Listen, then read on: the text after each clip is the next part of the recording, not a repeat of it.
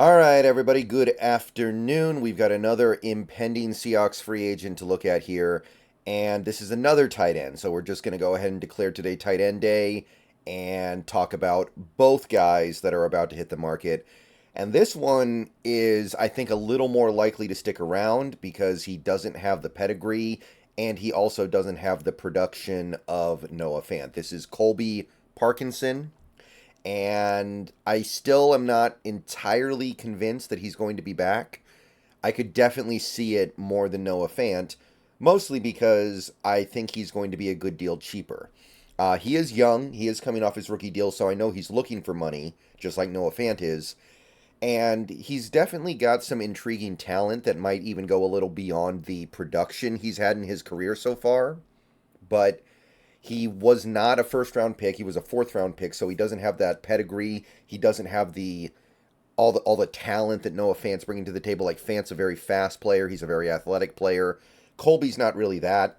Colby's a big target, and I'll say this for him: he has become a pretty good blocker, but I don't think he's going to get the attention of Noah Fant. He's also never had years nearly as good as the seasons that Fant had in Denver before he got traded to Seattle. So let's go through what Colby might be able to get on the market.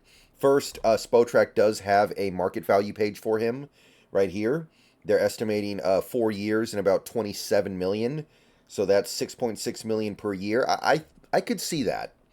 I could see that. I don't know about 4 years, but I could see somewhere around $6.5 to $7 million a year.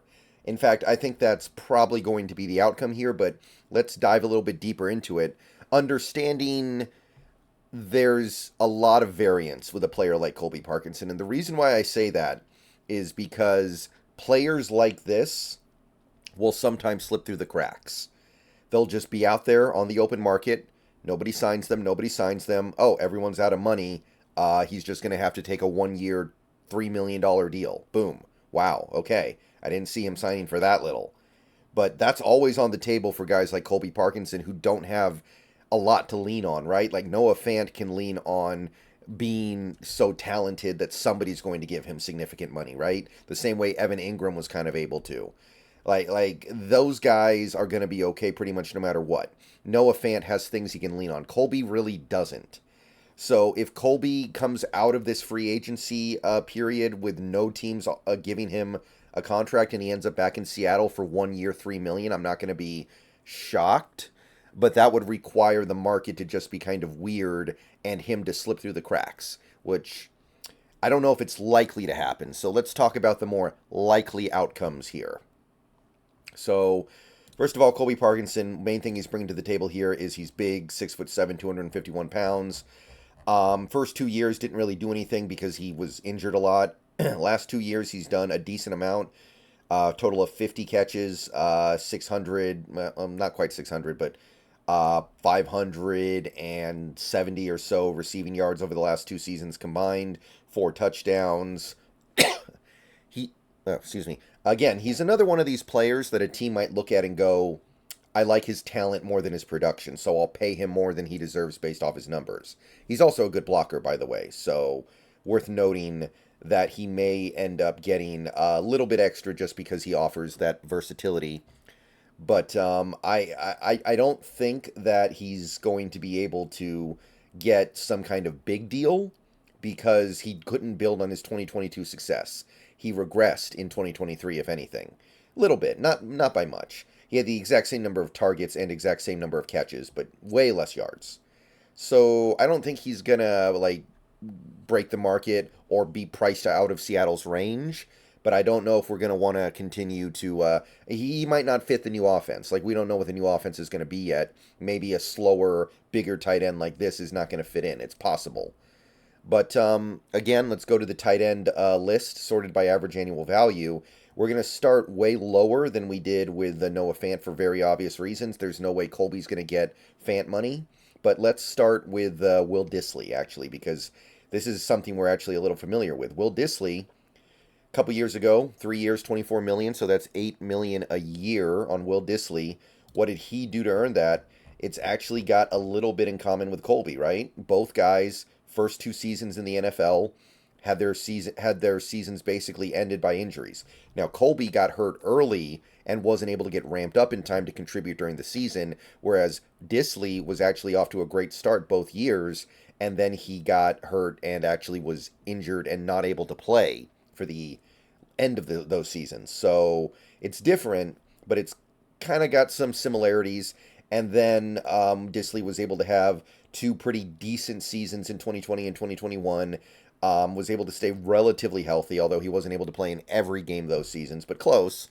And he was able to get that $8 million a year. Now, Disley, I think, is a better blocker than Colby, and I think that he's a little more of a solid commodity at that point than Colby was. The main issue being that Disley's injuries genuinely sucked out his athleticism, I think, and got him to the point where he just isn't really any kind of a stellar athlete at the position anymore. So I don't think we're there yet. I think that Disley being so productive in a short period of time in his first two seasons, combined with his solid level of play in the next 2 years, is a little better than what Colby gave you over these first 4 years.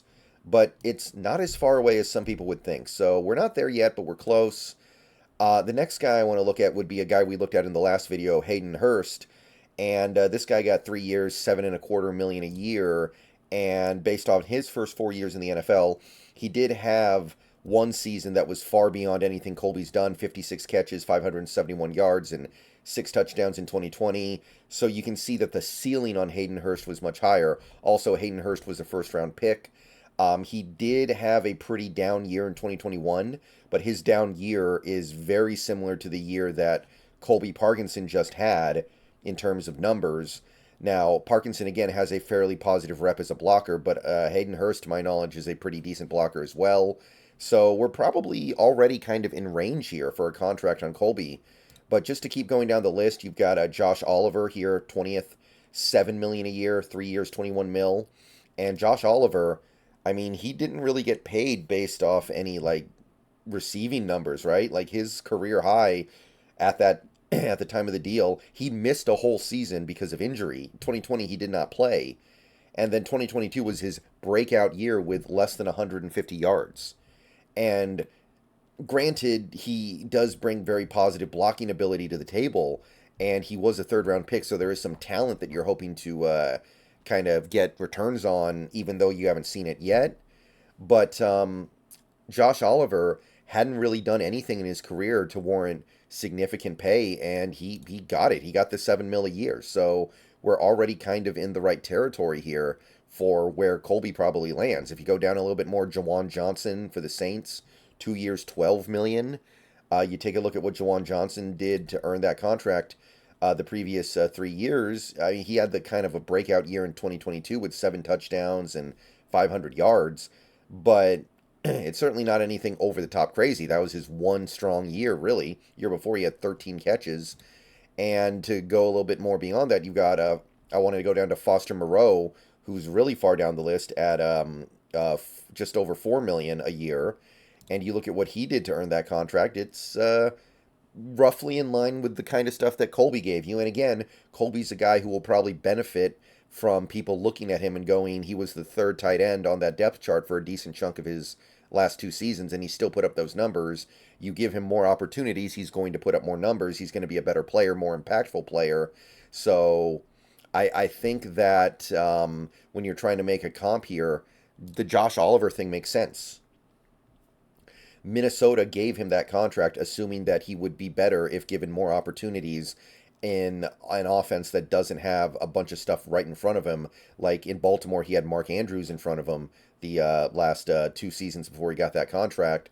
So they look at the talent and they go, I think we can get something out of it. So when I look at Colby Parkinson, I don't totally agree with the market value page on Spotrac. I think it's going to be 3 years because he's not quite the level of player that gets a 4-year deal typically.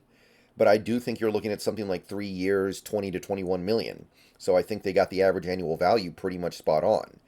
So Colby Parkinson, 3 years, 20 million, let's say. Would I do that? I'd be okay with it. I wouldn't be super enthused about it. I wouldn't be down about it. I'd just be like, okay, that's the thing that you do. And if we do that, I'm going to be cool with it. I think he's going to be worth it. When you look at the going rate for tight ends of about that level, seems about right to me, keeping in mind that he's young and probably is going to get better. A lot of these guys that are on this list are guys who got these contracts when they were a little bit older. So the youth is going to cost a little something extra. But yeah, I would say I would be willing to do 3 years, 20 to 21 million. The fourth year, I don't know. I don't know if he's done anything to warrant a fourth year, but if you feel like he's on the verge of a breakout, maybe you want to lock him up for that extra year. I guess it would be okay, but I'm feeling more like a 3 year, 6.5 to 7 million a year deal. And sure, I'll do it, but I'm indifferent to it more or less. All right, that's what I got for Colby Parkinson. I'll see you guys later. Go Hawks. We'll see what else happens later today. We'll look at more free agents down the line, but let me know what you think about Colby and how you feel the market is going to shake out for him.